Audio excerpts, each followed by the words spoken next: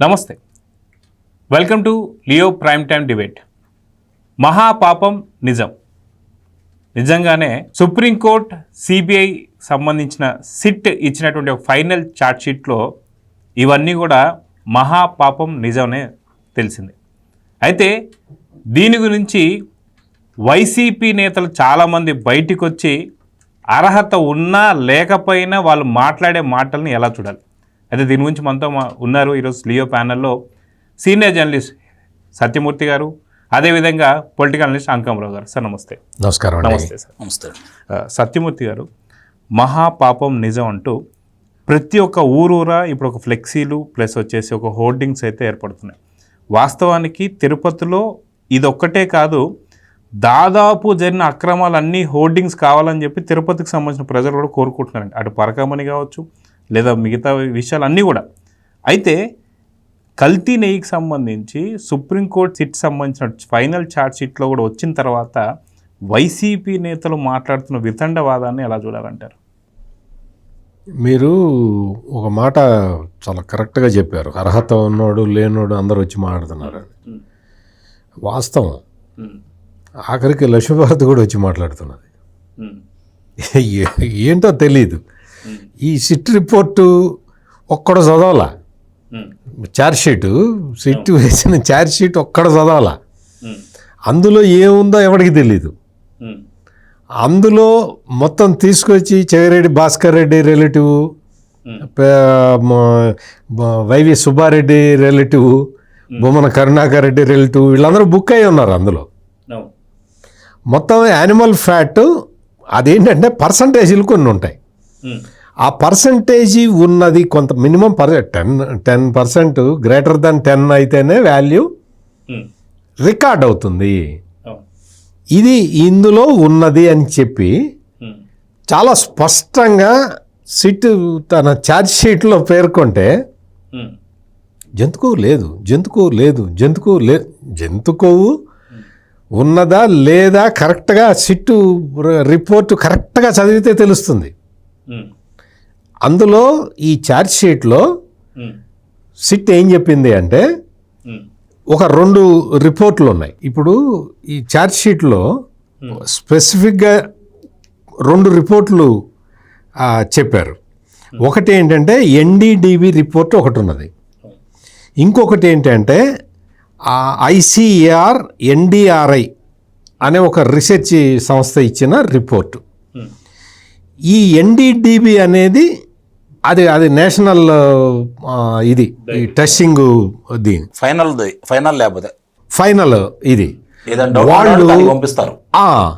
వాళ్ళు ఏం చెప్పారు అంటే ఇందులో యానిమల్ ఫ్యాట్ ఉన్నది అని చెప్పి ఎన్డీడీబీ రిపోర్ట్లో వచ్చింది. జగన్మోహన్ రెడ్డి వీళ్ళు ఏం చేశారు అంటే ఈ బ్యాచ్ ఏం చేసింది అంటే ఐసీఏఆర్ ఎన్డీఆర్ఐ అనే రీసెర్చ్ సంస్థ నుంచి రిపోర్ట్ తెప్పించుకున్నారు. ఆ రిపోర్ట్ అందులో దాన్ని మార్చారు వీళ్ళు. అందులో ఇది లేదు, ఇది ఇగ్నోర్ చేయాలి, ఇది నెగ్లిజిబుల్ అని చెప్పి మార్చుకున్నారు. ఇప్పుడు వైఎస్ఆర్ కాంగ్రెస్ పార్టీ వాళ్ళు ఈ రిపోర్టుని తిప్పుతున్నారు. ఏ రిపోర్ట్ అయితే వాళ్ళు తెచ్చుకున్నారో ఆ రిపోర్టుని ఇప్పుడు సోషల్ మీడియాలో తిప్పుతున్నారు.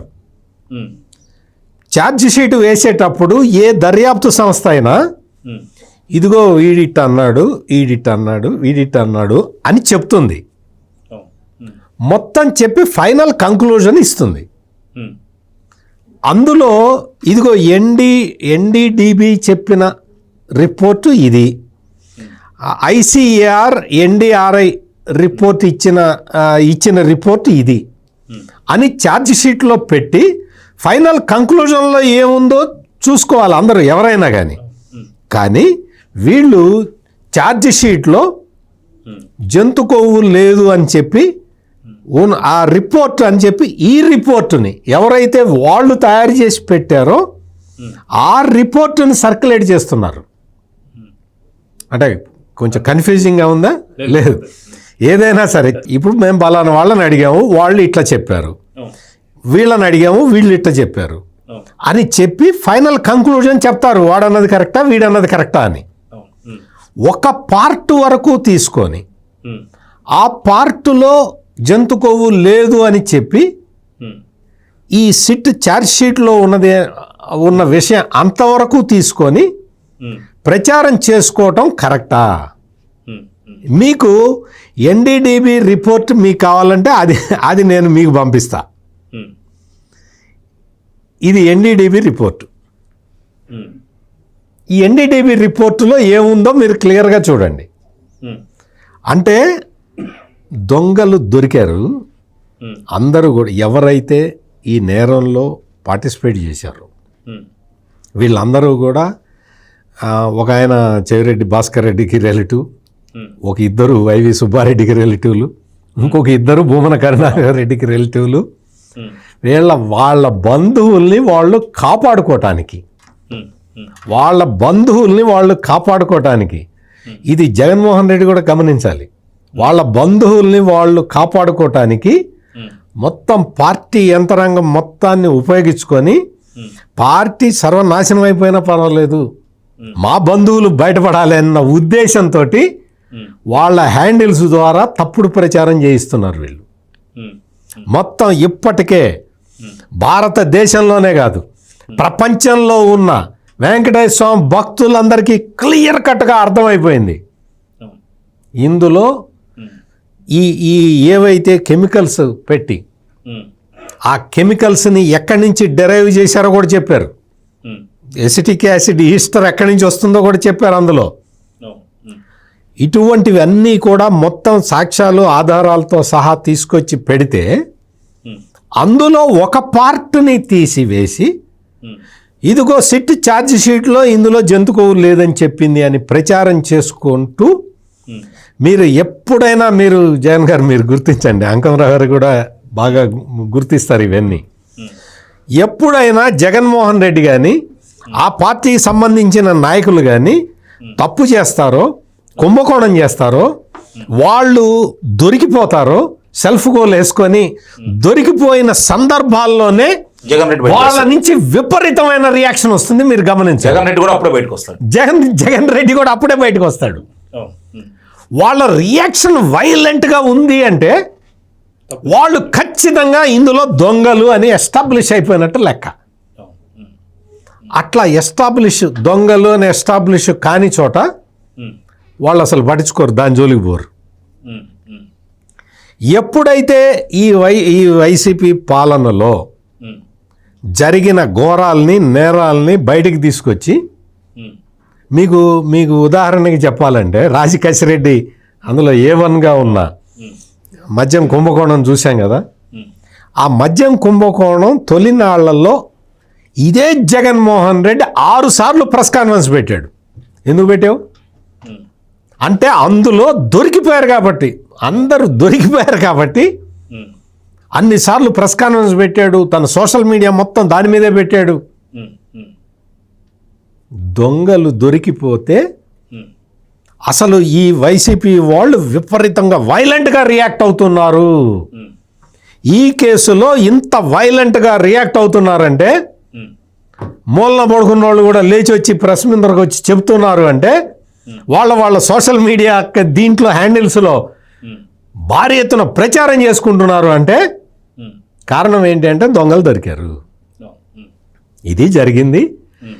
వాళ్ళు ఎంతవరకు వాళ్ళ భూమన కరుణాకర్ రెడ్డి ఏదో ప్రెస్ కాన్ఫరెన్స్ పెట్టి ఏదో చెప్తున్నాడు, మేము అదృష్టం బాగుండి మేము సుప్రీంకోర్టుకి వెళ్ళాము, లేకపోతే ఈ స్టేట్ గవర్నమెంట్కి వదిలినట్టయితే A1గా సుబ్బారెడ్డి, A2గా నన్ను అంటే భూమన కరుణాకర్ రెడ్డిని ఖచ్చితంగా పెట్టుండేవాళ్ళు, A3గా ధర్మారెడ్డిని జగన్మోహన్ రెడ్డి కూడా ఇరికిచ్చేవాళ్ళు. ఖచ్చితంగా మేము సుప్రీంకోర్టుకి వెళ్ళి మేము మంచి పని చేసామని చెప్తున్నాడు. కరుణాకర్ రెడ్డికి తెలియని విషయం ఏంటంటే సుప్రీంకోర్టు నియమించిన సిబిఐ అధికారులు ఇద్దరు, సిట్ అధికారులు, స్టేట్ ఆఫీసర్లు ఇద్దరు, ఒక ఫుడ్ సెక్యూరిటీ సేఫ్టీ ఆఫీసరు, ఈ 5గురు కలిసే తేల్చారు నీ బండారం బయటపెట్టింది వాళ్లే.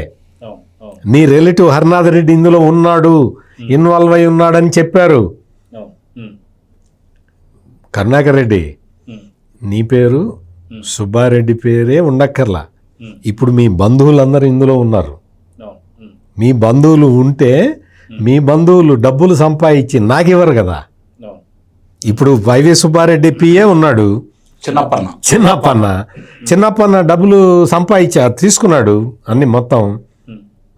అంకమరావు గారికి నాకు ఇచ్చాడా డబ్బులు? ఎవరికి ఇచ్చాడు? వాళ్ళు బాస్ ఎవడు ఉంటాడో వాళ్ళకే ఇస్తాడు కదా. ఇప్పుడు చిన్నప్పన్న దొరికాడు, అందులో ఉన్నాడు, కేసులో ఉన్నాడు అంటే అర్థం ఏంటి? నువ్వు ఉన్నట్టే కదా.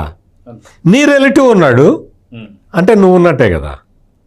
నీ పిఏ దొరికాడు, నీ రిలేటివ్ దొరికాడు. ఆయన పిఏ, ఈయన రిలేటివ్. అందుకని మీరు ఉన్నట్టే. ఈ పాపం అంటే దేవుడు ఉన్నాడు, దేవుడు చూస్తున్నాడు అంటున్నాడు ఈ భూమన కరుణాకర్ రెడ్డి. దేవుడు చూస్తున్నాడు కాబట్టే సిట్ ఈ విధమైన రిపోర్ట్ ఇచ్చింది. మొత్తం అందరూ దొరికారు.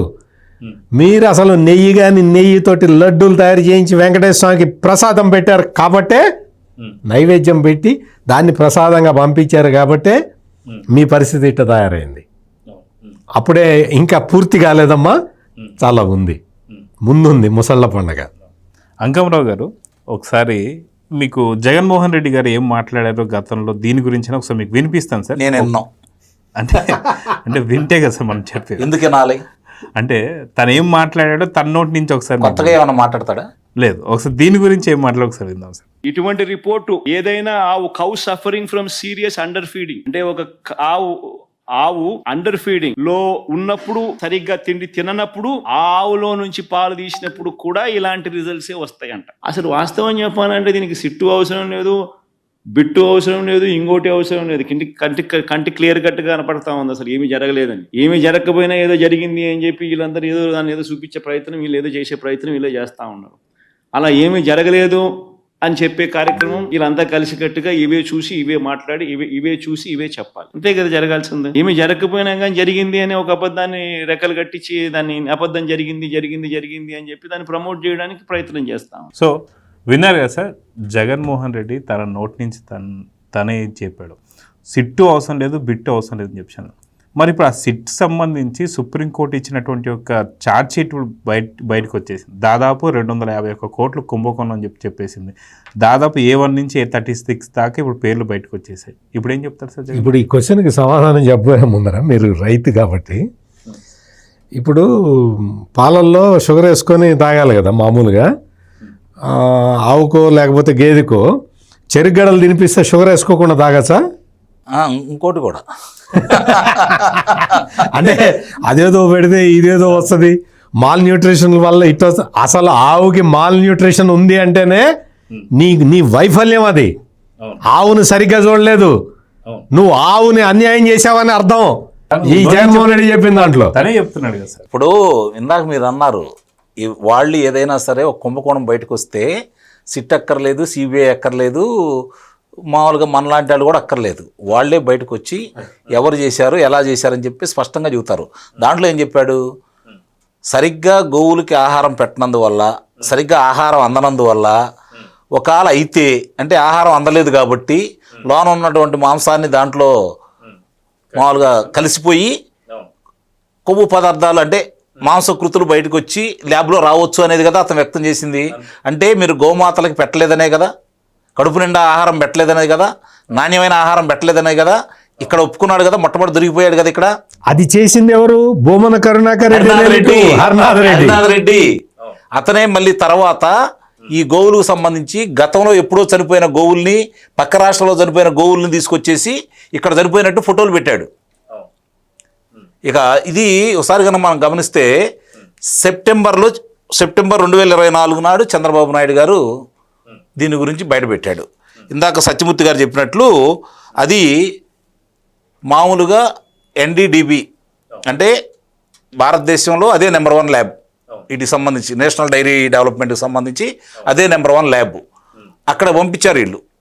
పంపించిన తర్వాత దాంట్లో మాంసకృతులు కలిసిని అని చెప్పని అక్కడ నుంచి వచ్చిన రిపోర్టు, ఆ రిపోర్టు ఆధారంగా ఆయన చెప్పడం కూడా జరిగింది. ఆ చెప్పినప్పుడు దానికి సంబంధించినటువంటిది సెప్టెంబర్ 25 నాడు FIR అయింది. సెప్టెంబర్ చివర అక్టోబర్లో దీనికి సంబంధించిన సిట్టు స్వతంత్రంగా పని మొదలుపెట్టింది. మొదలు పెట్టడంలోనే సుబ్బారెడ్డి సుప్రీంకోర్టుకి వెళ్ళాడు. సుప్రీంకోర్టుకి వెళ్ళిన తర్వాత అక్టోబర్ 4 నాడు సుప్రీంకోర్టు ఏం చెప్పిందంటే దీన్ని ఆపండి, ఇందాక సత్యమూర్తి గారు చెప్పినట్టు ఇద్దరు సిబిఐ అధికారులు, ఇద్దరు సిట్ అధికారులు, ఒకళ్ళు ఫుడ్ సేఫ్టీ అంటే నేషనల్ ఫుడ్ సేఫ్టీ అధికారులు, 5గురితో కలిపి ఒక కమిటీ వేశారు. ఆ కమిటీ ఇన్నాళ్ళు దానికి సంబంధించినవన్నీ బయటికి తీసుకొచ్చిన తర్వాత ఈ రోజు వరకు చూసుకుంటా ఉంటే సుప్రీంకోర్టుకి ఇచ్చారు. పరిశీలించి నిర్ణయం చెప్పి దాంట్లో ఏదన్నా ఉంటే సాక్ష్యాధారాలు ఉంటే వీళ్ళ మీద చర్యలు తీసుకోండి, వీళ్ళ మీద పరిశోధన చేయాలని చెప్పాల్సింది ఎవరు? సుప్రీంకోర్టు చెప్తుంది. సుప్రీంకోర్టు కదా. ఈ సిట్ ఏమన్నా చంద్రబాబు నాయుడు గారు వేసిందా, పవన్ కళ్యాణ్ గారు వేసిందా, లోకేష్ బాబు గారు వేసిందా? వాళ్ళు కోరుకున్నదే కదా, సుబ్బారెడ్డి కోరుకున్నదే కదా, ఇది వాళ్ళు ఇచ్చిన రిపోర్టే కదా. అసలు మామూలుగా ఎట్లా ఉంటుందంటే నేను సత్యమూర్తి గారి ఇంట్లో దొంగతనం చేశాను అని చెప్పని ఆయన రిపోర్ట్ ఇచ్చాడు. అక్కడ వెండి ఆభరణాలు పోయినాయి అని చెప్పి ఆయన రిపోర్ట్ ఇచ్చాడు. ఇప్పుడు ఇక్కడ రిపోర్ట్లో నా ఇంట్లో చూస్తే బంగారు ఆభరణాలు ఉన్నాయి, వెండి ఆభరణాలు కాదు బంగారు ఆభరణాలు అని చెప్పని సిట్ ఇచ్చింది. ఇస్తే అక్కడ ఏమవుతుంది? దొంగతనం తప్పు, వెండి పోలేదు కదా అంటారా? అంటే వెండి బాగా పోలేదని అంటారా? ఏ లెక్కన అసలు ఎట్లా ఎవరు? ఇప్పుడు చెవిరెడ్డి భాస్కర్ రెడ్డికి సంబంధించిన ఆయన, ఆ తర్వాత కరుణాకర్ రెడ్డికి సంబంధించిన వాళ్ళు ఇద్దరు, సుబ్బారెడ్డికి సంబంధించిన వాళ్ళు ఇద్దరు, ఇంతమంది దాంట్లో ఉంటే వాళ్ళకు సంబంధించినంత వరకు ఒక్కోళ్ళ పేర్లన్నీ బయటకు వస్తూ ఉంటే దానికి వీళ్ళు లింకులు కలుస్తూ ఉంటే ఈరోజు ఈ కూటమి ప్రభుత్వం అధికారంలోకి వచ్చిన కాడి నుంచి బయటకు వచ్చి దీని గురించి రోజు చెబుతుంది ఎవరు? ఒకసారి చెప్పండి మీరు. రోజు మాట్లాడుతుంది ఎవరు? భూమన కరుణాకర్ రెడ్డే కదా. ప్రతి విషయాలు తీసుకొచ్చి అతనే అబ్బాస్ పాలవుతుంది అతనే కదా. శనేశ్వరుడి విగ్రహాన్ని తీసుకొచ్చేసి మహావిష్ణువు విగ్రహం అని చెప్పి ఆ రోజు బయటకు వచ్చి మాట్లాడింది అతనే కదా. గోమాతలు చనిపోయారని ఇన్ని చనిపోయినాయి మనకు తెలియనప్పుడు అతను బయటకు వచ్చి హరినాథ్ రెడ్డిని అడ్డం పెట్టుకొని ఆ విధంగా బయటకు వచ్చి చేసింది కూడా అతనే కదా. అంటే కరుణాకర్ రెడ్డి పాత్ర దీంట్లో చాలా ప్రముఖంగా ఉంది. ఎందుకంటే పేరుకి సుబ్బారెడ్డి చైర్మన్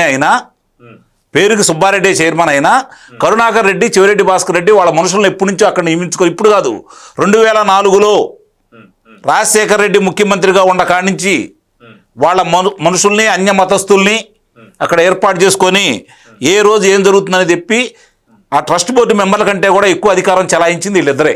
నిన్నగా మొన్న కూడా చెప్పారు కదా, భూమన కన్నా మా మనుషులు ఒక 2000 మంది ఉన్నారని చెప్పాడు. చాలా క్లారిటీ. అదే నేను చెప్పేది. కాబట్టి ఇప్పుడు అతను ఏమన్నాడు? దేవుడు ఉన్నాడు కాబట్టి నా పేరు లేదు, మొట్టమొదటి పేరు సుబ్బారెడ్డి గారిది ఉండాలా, రెండో పేరు నాది ఉండాలా, మూడో పేరు ధర్మారెడ్డిది ఉండాలా, నాలుగో పేరు జగన్మోహన్ రెడ్డిది ఉండాలా అని చెప్పి జగన్మోహన్ రెడ్డిని అవమానం చేశాడు. ఆయన ఎప్పుడు నెంబర్ 1గానే ఉండాలి కదా. తీసుకొచ్చి 4వ పేరు చెబుతా ఉన్నాడు. ఇప్పుడు దీన్ని బట్టి జగన్మోహన్ రెడ్డి ఏం మాట్లాడతాడో చూసుకుందాం, అది తర్వాత విషయం. ఇక్కడ దీనికి ఇప్పుడు న్యాయస్థానం ముందు పెట్టారు. న్యాయస్థానం ఏం చూస్తుంది? వీళ్ళు ఇచ్చినటువంటి అన్నీ చూసుకొని పరిశీలించి 600 పేజీలు, 1 కాదు 2 కాదు, 1 రోజులో 2 రోజుల్లో అయిపోదు అది. దాని గురించి పరిశీలించుకొని దీంట్లో వాళ్ళకు వచ్చిన అనుమానాలు ఏంటి, ఎవరైతే వీళ్ళు దాన్ని పెట్టారో వాళ్ళని పిలిచి మీరు ఏంటి దీనికి మీరు ఇచ్చే సమాధానం, వాళ్ళు సమాధానం చెప్పిన తర్వాత ప్రభుత్వాన్ని పిలిచి సిట్టిని పిలిచి మీకు ఈ వాడు చెప్పినటువంటి దాంతో మీరు తృప్తి పడుతున్నారా అని చెప్పని అడుగుతారు. అన్నప్పుడు కదా వాదోపవాదాలు మొదలయ్యేది, అప్పుడు కదా విషయాలు బయటకు వచ్చాయి, అప్పుడు కదా ఎవరెవరిని చేర్చాలనేది. చెవిరెడ్డిని వదిలిపెట్టరు, కరుణాకర్ రెడ్డిని వదిలిపెట్టరు, సుబ్బారెడ్డిని వదిలిపెట్టరు, ధర్మారెడ్డిని వదిలిపెట్టరు. వీళ్ళందరికీ పైనుండి నడిపించినటువంటి సజ్జల రామకృష్ణారెడ్డిని వదిలిపెట్టాడు. వీళ్ళందరికీ ఆదేశాలు ఇచ్చినటువంటి జగన్మోహన్ రెడ్డిని వదిలిపెట్టరు. దీంట్లో వీళ్ళందరి పాత్రలు ఉంటాయి కదా. మీకు ఇంకో మాట చెప్తాను నేను. పల్లి ఈశ్వర్రెడ్డి A25 ఎవరితను? చెప్పు. పల్లి ఈశ్వర్రెడ్డి అనేది ఎవరితను? ఇతను CFTRI రిపోర్టులు వస్తే దాన్ని తొక్కిపెట్టి బయటికి రానియకుండా చేసినటువంటి వ్యక్తి ఇతను ఎవరు? ఒక అసిస్టెంట్. ఈ అసిస్టెంట్కే ఇంత పవర్లు అక్కడ ఉన్నాయంటే వీళ్ళు నియమించుకున్న మనుషులు ఎలాంటి వాళ్ళు మీరు ఒకసారి ఆలోచించండి. తర్వాత పేరూరు జగదీశ్వర్ రెడ్డి A28 ఆయన సంబంధించినటువంటి పనికి ఏ డైరీల నుంచి ఏదొచ్చినా అంటే వీళ్ళు మొదలుపెట్టిన తర్వాత ఈ ప్రభుత్వం ఏదొచ్చినా అద్భుతం, అమోఘం, అసమానం, ఇక దీనికి తిరిగే లేదని చెప్పి సర్టిఫికేట్ ఇచ్చినటువంటి వ్యక్తి. ఇప్పుడు అతను ఏమని చెప్పాడు? పై ఆడు చెప్తే నేను ఇచ్చాను, నాకేం సంబంధం లేదని చెప్పాడు కదా. ఇక కాసిరెడ్డి హరినాథ్ రెడ్డి, ఈయన గురించి బాగా మాట్లాడుకోవాలి మనం. A31 సహజంగా హిందువులు ఎవరైనా సరే గోమాత అంటే మనకు తెలిసి ముక్కోటి దేవతలు గోమాతలో నిక్షిప్తమై ఉంటారని చెప్పని గోమాతను పూజ చేసి గోమాత చుట్టూ ప్రదక్షిణ చేసి ఓ రకంగా చెప్పాలి అంటే గోమాత పంచామృతంగా స్వీకరిస్తారు. అంటే మన పాప పరిహారార్థం మనం ఏదైనా తప్పులుంటే క్షమించమని చెప్పని గోమాత చుట్టూ తిరుగుతూ ఉంటారు. అంటే గోమాతకి మన హిందువులు అలాంటి విలువిస్తూ ఉంటారు. అలాంటి గోమాతలకి నాసిరకం దాణా పెట్టేసి అవి చనిపోవడానికి కారకమైనటువంటి దుర్మార్గుడు ఇతనే. అట్లాగే ఆ రోజు అలిపిరిలో జరిగినటువంటి తొక్కిసలాట సంఘటనలో కూడా ఇతని పేరు ప్రముఖంగా ఉంది. ఇంకొక అతను ఉంది మద్ది విజయభాస్కర్ రెడ్డి A34. అస్సలు ఏదొచ్చినా సరే గోడ దూకి నిచ్చెనలే ఇచ్చినట్టు దొంగ వచ్చాడు అనుకోండి, గోడ దూకి వచ్చాడు అనుకోండి, వారిని దుంపదేగా ఎంత కష్టపడ్డావు ఇంద్రా పైకి వెళ్ళడానికి చెప్పి నిచ్చెన వేయడానికి కూడా ఉంటాడు. ఇతను అలా చేసినటువంటి వ్యక్తి ఇతను. ఇక చిన్నప్పని గురించి మనం చెప్పాల్సిన పనేం లేదు. మామూలుగా చిన్నప్పని దగ్గరకు వచ్చిన ఖాతాలో 4 కోట్ల పైచిల్లర ఏదైతే అతనికి అకౌంట్లోకి వచ్చినాయో ఆ అకౌంట్ నుంచి ఎవరెవరికి వెళ్ళి అని చెప్పి వాళ్ళు వివరంగా దాచిపెట్టారు. సుబ్బారెడ్డిని అడుగుతూ ఉంటే నీ అకౌంట్ ఇయ్యా, నీ శ్రీమతి అకౌంట్ ఇయ్యా అంటే నేను అకౌంట్లు ఇయ్యనని చెప్పని కోర్టుకు వెళ్ళాడు. నువ్వంత నిజాయితీపరుడు సూపర్ స్వామి అయితే నీ అకౌంట్లు సిటీ వాళ్ళకి చూపించడానికి నీకు వచ్చిన నష్టం ఏంటి? అంటే దాంట్లో ఏమన్నా బిల్ లాడైన అమౌంట్ పంపించాడా? పాకిస్తాన్ టెర్రరిస్టులు ఏమైనా పంపించారా? బంగ్లాదేశ్ నుంచి వాళ్ళు ఏమైనా పంపించారా నీకు? ఎందుకంత భయపడిపోతున్నావు నువ్వు? ఏం అవసరం వచ్చింది నీకు అంత నిజాయితీపరుడు సూపర్ స్వామి అయితే? ఇక్కడే అర్థమైపోతా ఉంది కదా. ఇంత స్పష్టంగా అర్థమైపోతా ఉన్న తర్వాత అసలు ఇవన్నీ కాదు. రిపోర్ట్లో ఏమని వచ్చింది? అసలు అది నెయ్యే కాదు అని వచ్చింది. అసలు అది నెయ్యే కాదని వచ్చింది. నెయ్యే కాదని చెప్పని నీకు వచ్చిన తర్వాత నెయ్యే అది కాదు, కెమికల్స్ ద్వారా వాడారు, అజయ్ అనే అతను మీడియేటర్గా పెట్టుకొని అతని దగ్గర నుంచి కెమికల్స్ తెప్పించుకొని ఆ విధంగా వాడారు బోలే బాబా డైరీ అని చెప్పిన తర్వాత సత్యమూర్తి గారు మీరు నేను నాబోటాడు ఒక ఉత్తరం రాశాడు 2021లో తిరుమల తిరుపతి దేవస్థానానికి. ఏమని? ఆకాశరామన్న పేరు మీద ఉత్తరం రాశాడు. నెయ్యిలో తేడా ఉంది, లడ్డులో నాణ్యతలో తేడా ఉంది, ఓసారి మీరు పరిశీలించండి అని చెప్పని. సుబ్బారెడ్డి ఎగేసుకుంటూ వెళ్ళాడు. ఈ గోడౌన్లు ఉంటాయి కదా, ఆ గోడౌన్ల కాడికి ఎగేసుకుంటూ వెళ్ళి చూసేసి ఆ నెయ్యి మూత ఓడదీసేసి ముక్కు పెట్టి చూసి ఇదేదో తేడాగా ఉందని చెప్పని మైసూర్ ల్యాబ్ పంపించారు. ఇందాక నేను చెప్పిన రిపోర్ట్కి మైసూర్ ల్యాబ్ నుంచి పంపిస్తే అక్కడి నుంచి రిపోర్ట్ వచ్చింది, తేడా ఉంది, ఇది నెయ్యే కాదు అని. మరి దాన్ని అట్టానే ఎందుకు కొనసాగించావు నువ్వు? కొనసాగించింది నువ్వే కదా. మరి ఆ రోజు ఉన్నటువంటి ఈవో ధర్మారెడ్డే కదా, ఆ రోజు ఆ కమిటీలో ఉన్న సభ్యుడు కరుణాకర్ రెడ్డే కదా. మరి ఎలా కొనసాగించారు? ఏ విధంగా వాళ్ళకి కొనసాగించారు? రెండోది, వీళ్ళకు ఇంకో నియమ నిబంధనలు అనేవి ఉన్నాయి. 2 లక్షల పైన పాలు అంటే లీటర్లో ప్రక్రియ చేయాలి, 3 సంవత్సరాల పైన దానికి అనుభవం ఉండాలి, ఇవన్నీ నియమ నిబంధనలు ఉన్నాయి. ఆ నియమ నిబంధనలు మొత్తం మార్చేశారు. అంతకుముందు దానికి సంబంధించి ఇట్లా ఉండాలని చెప్పని వీళ్ళు పెడితే వీళ్ళు రాంగంలోనే అవన్నీ తీసేసి వాళ్ళకి అవకాశం ఇచ్చేసి వాళ్ళ దగ్గర నుంచి కిలోకి 25 రూపాయలు చిన్నప్పన తీసుకొని మళ్ళీ హైదరాబాద్లో ఈ అందరితోటి సుబ్బారెడ్డి ఇంట్లో మీటింగ్ పెట్టి ఇవన్నీ సిట్టు దాంట్లో పొందుపరిచింది కదా. ఈరోజు అవన్నీ వీళ్ళకి కనపట్టాలా, అవన్నీ వీళ్ళకి కనపట్టాలా. అస్సలు దాంట్లో నెయ్యే కాదు అన్న తర్వాత 20 కోట్ల లడ్లు నువ్వు తయారు చేసి జనానికి పంచితే హిందువులకి భారతదేశ వ్యాప్తంగా ఒక్కొక్క లడ్డుని నాకు తెలిసినంత వరకు మామూలు సామాన్యులకి వాళ్ళకి 2 లడ్లు ఇస్తారు ఫ్రీగా. ఆ 2 లడ్లు ఇచ్చినప్పుడు వాళ్ళ బంధువులకో వాళ్ళకు ఇచ్చేసి అంతంత తలాకాస్తి ఇంట్లో కాస్త పెట్టుకొని తలాకాస్తి ఇస్తారు. ఆ 2 లడ్లు సంబంధించి నాకు తెలిసినంత వరకు 10 మంది తింటారు. లేదు ఇద్దరే తిందా అనుకుందాం అంటే 50 కోట్ల లడ్లు 50 కోట్ల మంది తిన్నట్టే కదా 20 కోట్ల మంది లడ్డుల్లో. అంటే ఎంతమందిని మనోభావాలను దెబ్బతీసి ఎంతమందిని అపవిత్రం చేసావు నువ్వు? ఇవన్నీ దాంట్లో పొందుపరిచారు కదా. దీనికి నీ సమాధానం ఏంటి?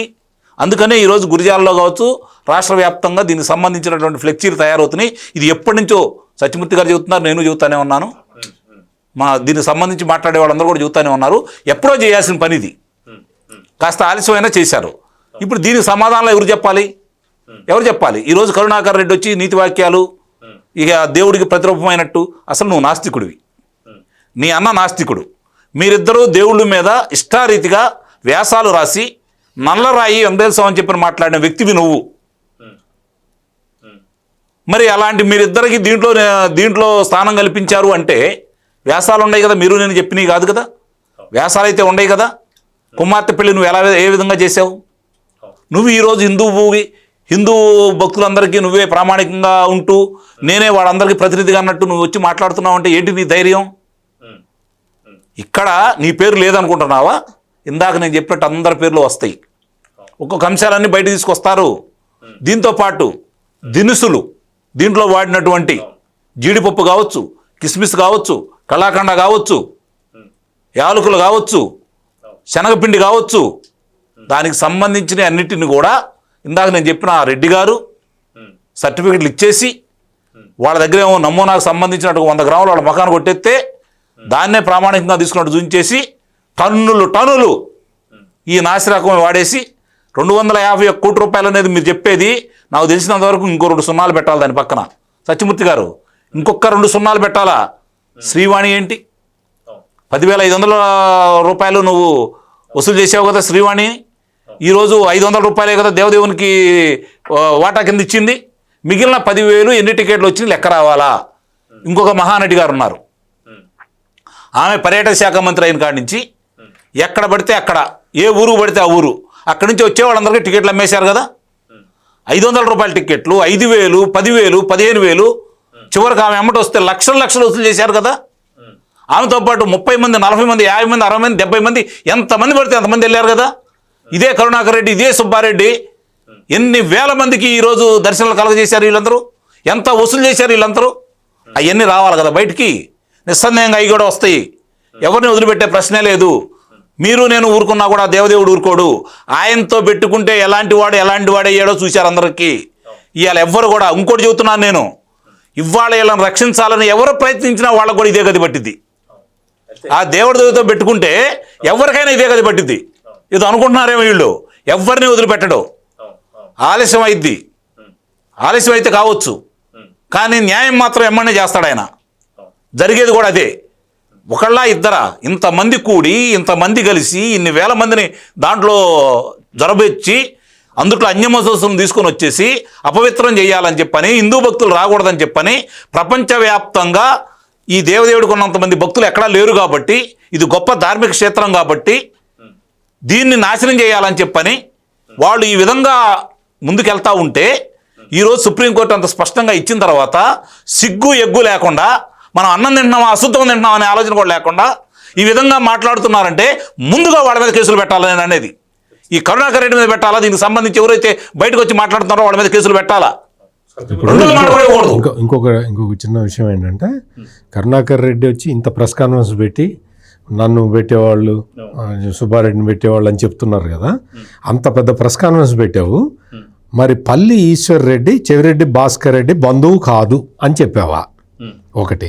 పేరూరు జగదీశ్వర్ రెడ్డి భూమన కరుణాకర్ రెడ్డి బంధువు, ఆయన నాకు సంబంధం లేదు, మా బంధువు కాదని చెప్పావా?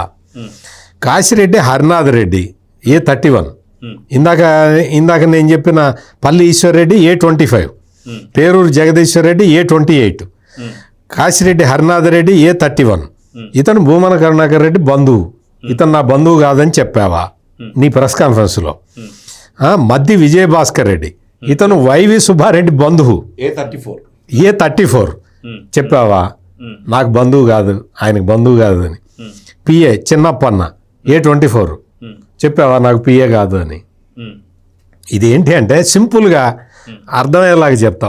ఒక మర్డర్ జరిగింది అనుకో. ఆ మర్డర్ జరిగినప్పుడు మొత్తం మామూలుగా పోలీసులు రాసేటప్పుడు ఇది 10 అడుగుల పదునైన ఆయుధంతో కొట్టి చచ్చిపోయాడు వాడు అని రాస్తారు. రాసిన తర్వాత పోస్ట్మార్టం రిపోర్ట్ తర్వాత చేస్తే అందులో 10 అంగుళాలు లేదు 8 అంగుళాలే ఉంది అని రాశారు అనుకో. 10 అంగుళాలు లేదా 8 అంగుళాలే ఉంది అని. మర్డర్ కాకుండా అదేమన్నా మర్డరే కదా అది. 10 అంగుళాలైనా 8 అంగుళాలైనా మర్డరే కదా. ఈ వైసీపీ వాళ్ళు వచ్చి ఏం చెబుతున్నారంటే, చూడు 10 అంగుళాలు లేదు, 10 అంగుళాలు లేదు, 10 అంగుళాలు లేదు, గాయం 10 అంగుళాల లోతు లేదు, 8 అంగుళాల లోతు గాయం ఉంది, వాడు చచ్చిపోయాడని చెబుతుంటే 10 అంగుళాలు లేదు, 10 అంగుళాలు లేదని చెప్తున్నారు. ఇక్కడ ఈ రిపోర్టులో వచ్చింది ఏంటి అంటే, మీకు లెస్సర్ దాన్ 10 లార్డ్ పంది కొవ్వు కలిసి ఉంటే దాన్ని డిటెక్ట్ చేయటం కష్టము. ఎందుకు అంటే నెయ్యి కరగబెడతాం, మేము టెస్ట్ చేసేటప్పుడు కరగబెడతాం కాబట్టి. లెస్ దాన్ 10 గ్రేటర్ దాన్ 10 అయితేనే మాకు రిపోర్ట్లో వస్తుంది. లెస్ దాన్ 10 అంటే టెస్ట్ చేయటానికి కరగబెట్టాలి, మేము ఆ కరగబెడితే ఇది కూడా కరిగిపోతుంది. లెస్ దాన్ 10 అయితే కనపడదు అని స్పెసిఫిక్గా రిపోర్టులో ఇస్తే ఆ రిపోర్టును తీసుకొచ్చి సుప్రీంకోర్టు నియమించిన సిట్టు తన రిపోర్టు తన ఛార్జ్ షీట్లో పెడితే చూసావా లేదు అని చెప్పి పెడతాడు. అంటే ఇందాక చెప్పా కదా, మర్డర్ కేసులో గాయం 10 అంగుళాలు లేదు 8 అంగుళాలు ఉంది అని చెబితే చూసావా 10 అంగుళాలు లేదు, చూసావా 10 అంగుళాలు లేదు, అది చచ్చిపోయినాడు, అవతల మనిషి డెడ్ బాడీ ఉంది కదా. అంటే మర్డర్ జరిగిన మాట వాస్తవం, అదిగా మనిషి చచ్చిపోయాడు. ఇవన్నీ తీసి పక్కన పెడదాం. మామూలుగా ఎక్కడన్నా ఏదైనా జరిగితే ఎగేసుకొని వస్తూ ఉంటారు, మాకు పలానా సాట్ అట్లా జరిగింది, లేకపోతే రాముడు తల కొట్టేశారు, రథాలు తగలబడిపోయినాయి, విగ్రహాలు వెళ్ళిపోయినాయి అని చెప్పని.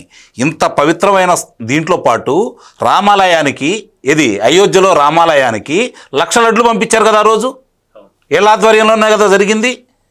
వీటికి సంబంధించి ఈరోజు ఎక్కడైనా ఎందుకు ఒక్కళ్ళు కూడా బయటకు వచ్చి మాట్లాడట్లేదు? పీఠాధిపతులు కావచ్చు, మఠాధిపతులు కావచ్చు, సంఘాలు కావచ్చు, అర్చక త్రయం కావచ్చు, వీళ్ళందరినీ ఈరోజు, అంటే నేను అనేది ఏంటంటే ఇది మీకు నాకు వాళ్ళకి సంబంధించింది కాదు కదా, it is not a political issue కాదు కదా, ఇది హిందువులకు సంబంధించింది కదా. హిందువులందరం కలిసి ఈరోజు పవిత్రంగా మనం భావించే ఎక్కడ ఉండాలైనా సరే ఆపదల మొక్కువాడ అనాథ రక్షణ కూడా మమ్మల్ని రక్షించు అని చెప్పని అక్కడికి వెళ్ళి ఆ దేవదేవుడిని మొక్కుకోవడం కారణం ఎందుకు? ఒక్కసారి ఒక్క క్షణం మనం ఆ క్యూలో వెళ్ళి అలా కనురెప్ప పాటులో కనుక మనం చూస్తే చాలు, మనకున్నటువంటి అన్ని సత్వరం మొత్తం అన్నీ ఏదన్నా లోపాలు ఉన్నా కూడా తొలగిపోతాయి, మనకు మేలు చేస్తారు అన్న భావనతో కొన్ని లక్షల మంది కాలిబాటన వాళ్ళ ఊరు నుంచి నడుచుకుంటూ వెళ్ళి దర్శనం చేసుకునేటువంటి ఆ దేవదేవుడికి సంబంధించి ఇలా జరిగిన తర్వాత వాళ్ళు ఈ విధంగా మాట్లాడుతున్న తర్వాత అసలు వీళ్ళు ఎందుకు బయటికి రావట్లేదని నాకు అర్థం కావట్లేదు సత్యమూర్తి గారు. సార్ ఇప్పుడు అంకంరావు గారు చెప్తుందంటే పాస్టర్ ప్రవీణ్కి సంబంధించి సహజ మరణం అయినా సరే, యాక్సిడెంట్ ఆయన చనిపోయినా సరే, దానికి అక్కడ జాన్ బెన్ లింగం అని చెప్పి బయటికి వచ్చేసి మేము ఓన్లీ క్రిస్టియన్ ముసుగులో ఉన్నాం, మా ముసుగు తీసేస్తే ఒకేసారి ఊచకోతకు వస్తామని చెప్పి అన్నారు. సో అలాంటి వాదన కూడా మనం అంటలేదు. దేవదేవుడికి జరిగినప్పుడు ఎందుకని బయటికి రావట్లేదు? ఇప్పటికి చాలామంది వస్తున్నా సరే ఇంకా విపరీతంగా రావాల్సిన అవసరం ఉంది. ఏమంటారు? అదే అంటే ఎవరు బయటికి రావట్లేదన్న అడ్వాంటేజ్ తీసుకొని ఈ అన్యమతస్థులందరూ కలిసి ఈ రిపోర్టు మీద అభూత కల్పనలు ప్రచారం చేస్తున్నారు. ఈ అభూత కల్పనల మీద ప్రచారాలు ఆగాలి అంటే హిందూ సంఘాలన్నీ బయటికి రావాలి. ఎవరి కోసం? మీకోసం, నా కోసం కాదు. రావాల్సింది హిందూ ధర్మ పరిరక్షణ కోసం. అట్లా రాకపోతే రాకపోవటం వాళ్ళ ఇష్టం. ఇక నుంచి మేము హిందూ ధర్మ పరిరక్షకులు అని మాట్లాడటానికి వీల్లేదు. నువ్వు ఇప్పుడు ఇంత ఘోరం జరిగితే నీకు అవతలోడు నీకు 10 అంగుళాలు మర్డర్ ఒక వేటు కత్తి వేటు 8 అంగుళాలే ఉంది అంటే నేను 10 అంగుళాలు అని చెప్పేవారు లేదు, 10 అంగుళాలు కాదని ఒక అబద్ధాన్ని ప్రచారం చేస్తూ ఉంటే నువ్వు బయటికి వచ్చి ఖండించకపోతే నువ్వు ఇంకా హిందూ ధర్మాన్ని ఏం పరిరక్షిస్తావు నువ్వు? అందుకని ఆలోచించుకోవాలి అందరూ. ఇదేదో ఆవేశంతో చెప్తున్నా కాదు, బాధతో చెప్తున్నది, ఆవేదనతో చెప్తున్న పాయింట్ ఇది. అవతల దొరికిపోయి నేను పేర్లు కూడా చదివాను కదా, ఎవడి బంధువో చెప్పాను కదా, ఎంత రిపోర్ట్ ఎట్లా ఉందో చెప్పాను కదా, ఏ రిపోర్ట్ ఎట్లా ఉందో చెప్పాను కదా. ఆ రిపోర్టులో పందికొవ్వు అని యానిమల్ ఫ్యాట్ అది లెస్ దాన్ 10%, 10 పాయింట్స్ ఉంటే కనపడదు అని చెప్పి రిపోర్ట్లో ఇస్తే నువ్వు అది లేదు అని నీ దగ్గర డబ్బులు ఉన్నాయి కదా నీ సోషల్ మీడియాలో విపరీతంగా ప్రచారం చేసుకుంటూ నీ నాయకులు ఎవడన్నా ఒక్కడన్నా పనికొచ్చేవాడున్నాడా? వాళ్ళందరూ వచ్చి ప్రచారం చేస్తూ ఉంటే మరి ఈ హైందవ సంఘాలు, ఈ హిందూ ధర్మ పరిరక్షకులుగా చెప్పుకునే వాళ్ళందరూ కూడా ఖచ్చితంగా రావాల్సిన అవసరం ఉంది. ఇప్పటికే ఆలస్యం జరిగింది. ఇప్పటికైనా వచ్చి చెప్పండి, ఇది ఎవరినో ఉద్ధరించడానికి కాదు, మిమ్మల్ని మీరు ఉద్ధరించుకోండి.